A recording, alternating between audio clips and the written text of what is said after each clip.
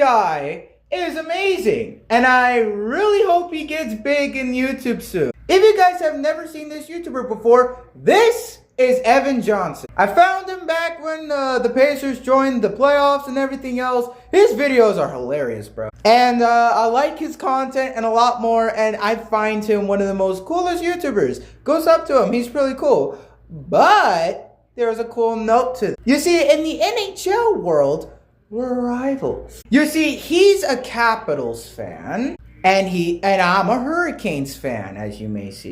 And we have one of the most biggest rivals in the Metro Division. But we never met each other or anything else. But if he does see this, I just wanted to say, keep going, man. Keep going. You're going to hit 10,000 subscribers soon. You're going to be big on YouTube. But I'm telling you this right now, we're coming for that Metro Division. But other than that, be good in the playoffs, man. Can't wait to see you there.